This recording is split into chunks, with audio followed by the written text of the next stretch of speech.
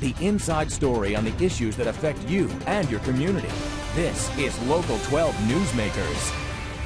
Good morning and welcome to Local 12 Newsmakers. I'm Dan Hurley. The incarceration rate of the United States is the highest in the world.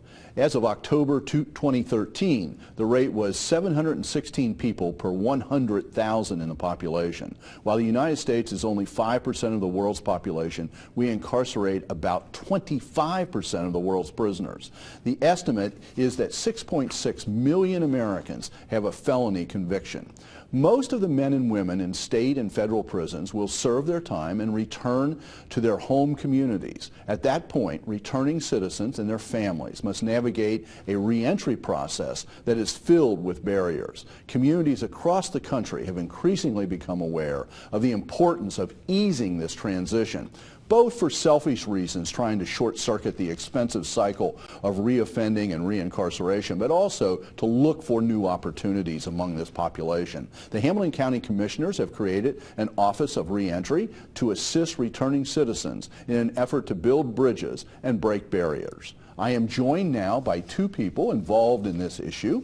Deanna Hoskins is the first director of the Hamilton County Office of Reentry. Before opening this office, she worked for 8 years in various reentry programs, most recently as a program manager on the Federal Access Recovery Grant in Indiana for the Governor's Office of Faith-Based and Community Initiatives. Deanna has experienced the reentry transition from all perspectives, having herself transitioned back from state prison, ultimately receiving a pardon from Governor Ted Strickland and an expungement from Judge Norbert Nadel in 2010. Sharon Dittmar is the senior minister at the First Unitarian Church in Avondale.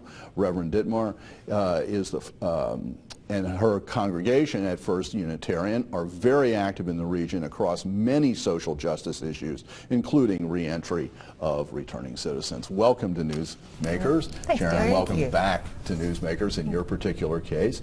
Deanna, what sort, in Hamilton County, you're focused on Hamilton County. Yes.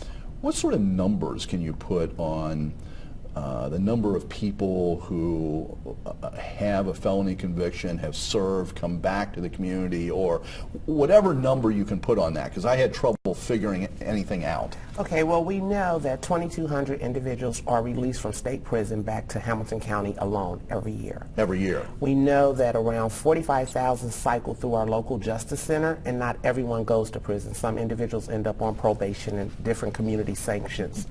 So we are estimating that at least 1 in every 33 individuals is on some type of community sanction, which again is saying 1 in every 30 individual has some type of criminal mark on their background. Yeah, and I was focusing on state prisons, state and federal prison numbers rather than on local jail numbers, which are different, and that increases the size of this. Yes, when you think about it, a typical person can cycle through our local justice center 7 times in 1 year on various charges. Again, not everyone having a charge high enough to send them to state prison. There are some lower level felony convictions that get community sanctions, community service, EMU, and different things of that nature. Sharon, what drew you into this? Why, as a minister, or why, as a resident of this community, did you get drawn into this issue? Fairly easy, 2 reasons. One, when I came to Cincinnati, I minister in Avondale, and I knew nothing about reentry, didn't know anything, it wasn't on my mind at all. And in the course of time, it was as if every community meeting I went to in Avondale, whether it was on a food desert or a public school system issue, someone stood up and said, I have a record and I can't get a job.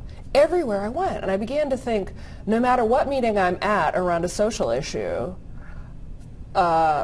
thread through all of them is this inability to find employment, and the number of people who have criminal records, 1 in 6 Ohioans, and how it impairs them from moving on. And it's not just that individual, it's their family, it's their children, it's their partner, it's their community. And then I also have family members who have been either incarcerated or family members who have been charged with crimes and then have that on their record. So it's also a personal story. And I think a lot of us do have that. We don't go around saying that, but it's fairly common. If 1 in 6 Ohioans has a record, you're going to know someone, or they might be your loved one. Mm-hmm. This question of jobs, I mean, there was a lot of things that we could talk about. We could talk about the problems of housing. We could talk about a number of areas. But Sharon just brought up jobs, and this is sort of a bedrock issue. Lots of people who have a record, a criminal record, really face significant problems finding work. What's your office? What can you do about that? What is your approach that you're trying to take? We're trying to work with the business leaders in the community to talk about adopting fair hiring policy. The state of Ohio, the county, and the city of Cincinnati all have adopted this fair hiring policy where we don't ask the question on application. We are, however, transparent in saying that if you have this criminal offense, you can't work in certain departments, but it doesn't bar you from working in other departments within the county, state, or city government. So we're really trying to educate business owners, business leaders about fair hiring policies and how they can partner with our office to even understand them. Because right now we have a lot of companies who have a blanket policies of no felonies, no criminal convictions, and it's actually a discriminatory practice. So it's one thing about government agencies and asking them to not ask that question up front, but let the process begin. For a private company, whether it's a large company or a small company, what would your preference be about how they begin the process of searching for an employee? Well, one of the things on the application, because a lot of people with felony convictions, once they get to that question, they're intimidated. So our employers are missing valuable employees who can bring a good commitment and really good workers to their company. If they don't ask the question on the initial application, they're actually screening based on knowledge, skills, and abilities. But they are, however, still doing a background check on the back end if that person makes it through the interviewing process and they are looking to hire that person. But they also are looking at, is the charge related to the position that the person is going to fill? And that's how you kind of determine, how do you not screen out everyone, but if you're in a certain industry, if you're in a banking industry, of course, we're not going to hire individuals who have a theft charge or different things of that nature, but does that theft charge stop someone from working possibly at a riverfront stadium, at Duke Energy, and different things of that nature? Okay.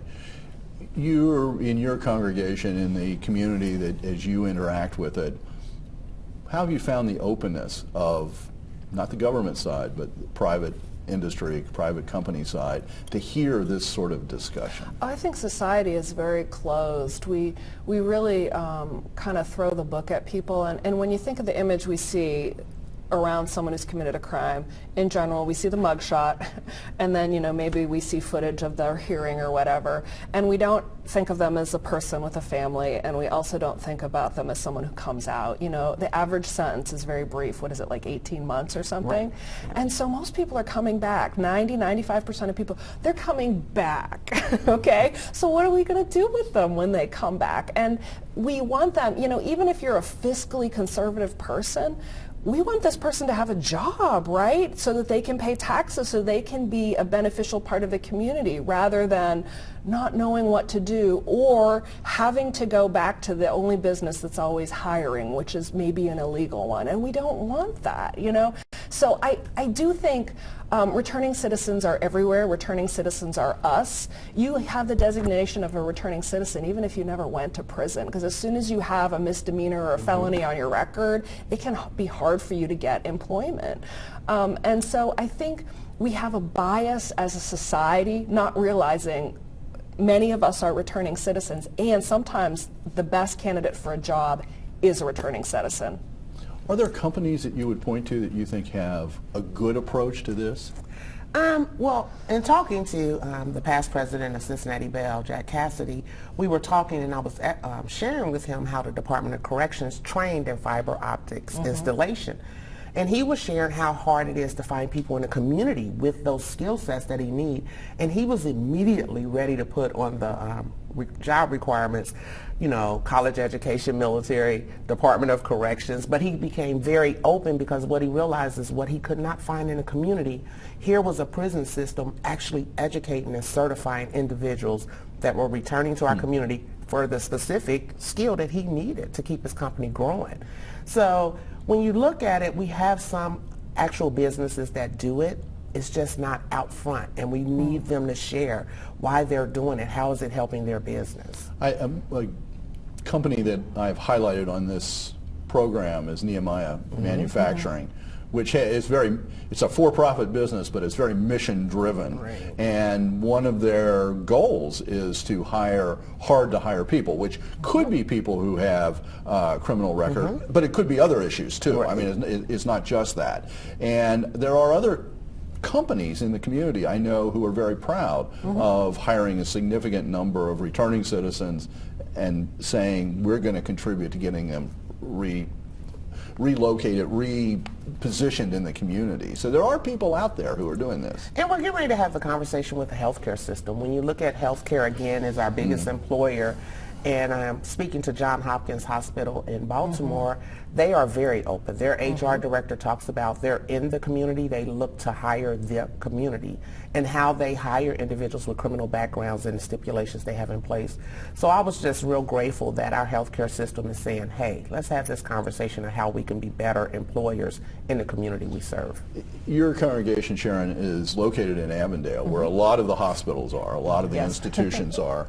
But the other thing to realize, I think, we did all this number stuff at the beginning, but when people return, they're not necessarily evenly distributed over all communities. Correct. Or all. Certain communities, certain neighborhoods get harder hit than other places. Correct. And Avondale could be one of those. Yeah, absolutely. And I think, that's part of the system coming in, which we're not dealing with so much, but there are mandatory minimum sentencings, which change things. And also, I do think there's something about income going on. So, for example, if your family has the resource to pay for a lawyer and pay off fees, you might not serve jail time, and that could really help you in your future. But if you don't have that benefit, you're going to go away for a while, and you're going to have something on your record. And again, I think if your viewers think about it, how many of us maybe have a teen in our family or in our family history, maybe it was you, who got a drunken disorderly drunk driving, and that charge has been expunged, it's gone, youthful indiscretion. Some people don't get rid of that charge, it just lingers on with them. So many of us might not think of ourselves as returning citizens, but when you think back, you were like, I could have been, or I was on the verge and no one stopped me that day when I was drinking and driving. So again, I think we want to punish people, and that's the good thing, but I think also as people of faith, our life is a story of kind of creation and fall and redemption, kind of turning around, turning away from something and coming towards some healing. Some pretty basic story in the Judeo-Christian tradition. Well, if you'd like me to go on, Dan. My favorite. No, I don't want you to preach. I won't, Dan. I won't. Probably my favorite is the story of Jacob, who has to go back and meet his brother Esau because he stole from his brother. He stole his birthright. He connived with his mother. He to commit a crime. And he has to go meet his brother 20 years later, and he's really scared. He is afraid, actually, his brother might kill him. So he separates himself from his family. He spends the evening at the river's edge extremely nervous, and right before he goes to meet his brother, he has a confrontation with an angel. And they have a fight. There's a struggle, right? And Jacob walks away prevailing with the angel's blessing. He's forever marked by a limp. He takes the name Israel. And when he meets his brother Esau, I want to make sure I get this quote right. Esau says to him, "To see your face is like seeing the face of God, since you have received me with such favor." His brother, in their reconciliation, sees the face of God, as does Jacob. How can we, as a society, see that face? Very appropriate for Sunday morning show. Yes. There you go. I want to make sure that both employers, people who have rental housing, and also people who have records know how to get in touch with you, Deanna. Yes. So if you'd like to access the services of the offices of reentry in Hamilton County for yourself, a family member, a friend, or if you're an employer, you can call 513-946-4304. And the offices are in the Hamilton County office buildings downtown, 138 East Court Street, room 101. Thank you for being here. We've only scratched the surface. I really appreciate this. Thanks, Dan. Thank you. Stay tuned. After the break, an exhibit that explores the life of the West End of Cincinnati before it was leveled for I-75 and Queensgate. Welcome back. For most Cincinnatians in 2014, even those of us old as me, who can remember attending Reds games at Crosley Field before the Expressway existed, the identity of the West End seems pretty straightforward. It was and is a poor African-American neighborhood. In reality, the story of the West End is much more complex, nuanced, and much more interesting. I'm joined this morning by two people employing different media to broaden the understanding of the old West End. John Harshaw is the author of Cincinnati's West End. Mr. Harshaw grew up in the West End and has written several books, including Jazz on a Broken Piano, and Abby Schwartz, the director of the Skirball Museum, which currently has a wonderful exhibit of photographs focusing on the West End. So lots of opportunity here. John, I was away last weekend again and went back and started rereading this book. Good. And what's interesting is, for people who haven't read it yet, I'm trying to get it out of our bug there, it's filled with little insights based on oral histories, based on the memories of people that just sort of puncture through any sort of narrative and just like, oh, that one has the real insight to it. Yeah, I really enjoyed it. Yeah. Well, I was glad and appreciate you being in on the initial phase when we first Right. came and talked to you about doing this book. And it was kind of that African response that I would ask people, hey, tell me your memories of Union Terminal. And they were just kind of flooding with memories and all that's in the book of great community, a lot of people, a lot of businesses. Well, one of the stories, and this is sort of a connection to the fact that this exhibit is at Hebrew Union College at the moment at the Skirball Museum.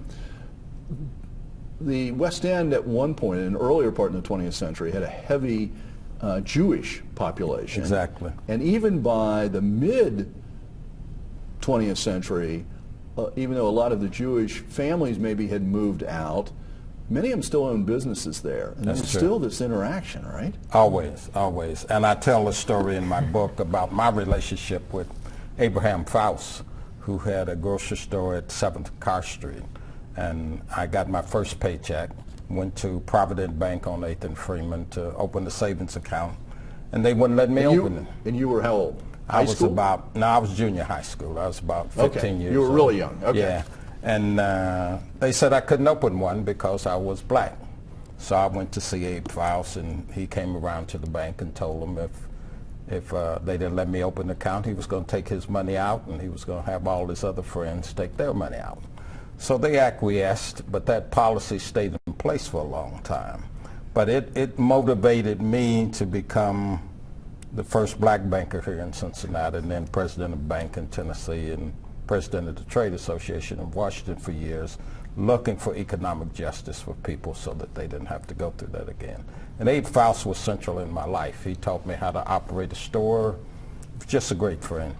Yeah, all these sort of human interactions. And one of the things that the night that we held the panel discussion, there were people who went up to the exhibit, went through the exhibit, and all of a sudden saw a picture that just brought back floods of memory, which is one of the neat things about this exhibit. Yes, and that is something we anticipated and hoped would happen, and it is coming to pass. And we're encouraging people who have these stories to tell to write them down, to post them on a dedicated Facebook page. And we'll tell people about how to get that. And to continue this conversation about a neighborhood that was a neighborhood and is again, now I'm hearing from people who have just moved into the West End and are delighted to learn about its history and to hear the stories of what it was like before I-75 just ripped right through the middle of it. So it's I-75 and Queensgate. and It wasn't Queensgate, just yes. And also even Union Terminal, the earliest demolition was done to make way for Union Terminal. 900 buildings torn down to build Union Terminal, So which was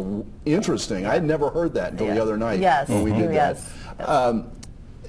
John, one of the things based on that story that you just told us was sort of the dynamic between the African American community and the Jewish community, but there were other people who lived in the West End too. Oh, and yeah. as these stories have come out, it's not just, oh, there were two groups of people there. No, no. There's other people. Yeah, we had Italian family around the corner, and as I told you at the gathering, there was a gypsy family on the corner there, Freeman, and we were always warned, don't go on that side, the gypsies will kidnap you and take you off someplace. But as I said, they had a real pretty daughter, so I took my risk of being kidnapped to go around and visit her. But it's like I said, we exhumed each other's culture. There were Jewish, the German Catholics were strong in the neighborhood. The one picture that's there of Bud Street and Carr, and St. Anthony's Church, Catholic Church, was near that corner.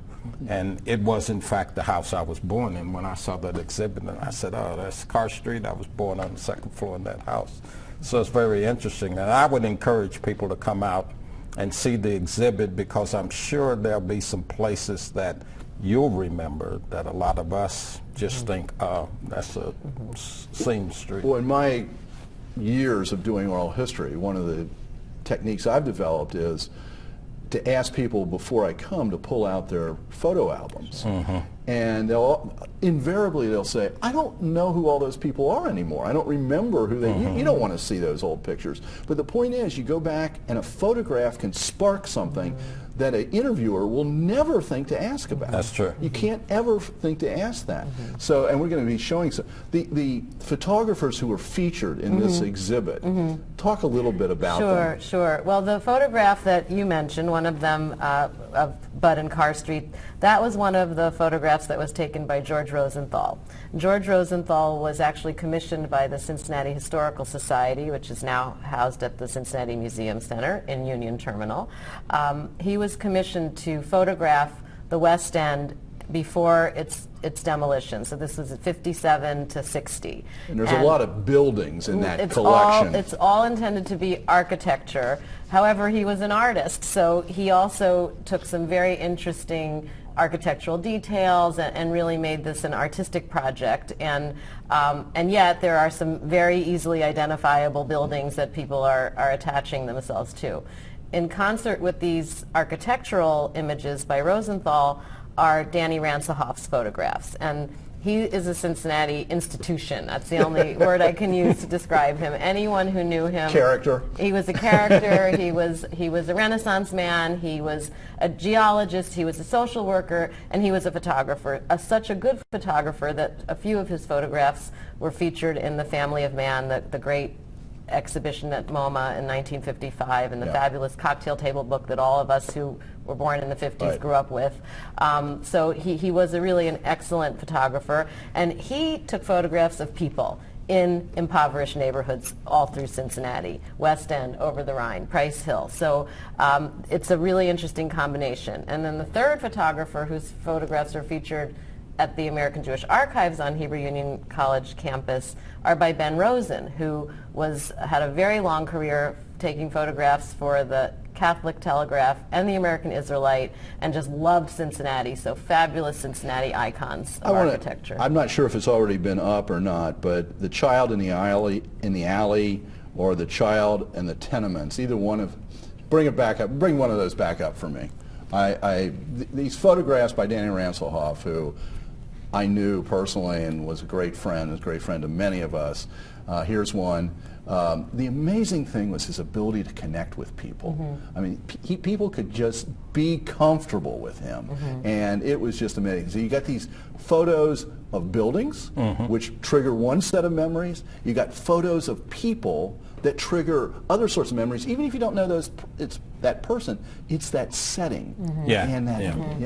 And the picture that you showed, the two gentlemen sitting on the steps, the one on the right is Mr. Brown, and he was the janitor at DePores High School, which was the all-male Catholic high school. Did a in the major West End. exhibit on DePores a few years ago. And So there are a lot of pictures in that exhibit that would bring back memories to a lot of people. Okay, I want to make sure people know how to find this. If you would like to purchase a copy of John's book, Cincinnati's West End, it's available on Amazon. If you'd like to visit the photo exhibit featuring the images of Danny Ranselhoff, George Rosenthal, they are on display at the Skirball Museum on the Clifton campus of Hebrew Union College. Pull into the main entrance off Clifton Avenue, just south of Good Samaritan Hospital. The museum's in the building on your left. Hours 11 to 4, Monday through Thursday, 1 to 5 on Sundays. Abby, if people see something and they want to contribute to who somebody is, where do they go? Dedicated Facebook page, www.facebook.com/Cincy.Skirball. Okay.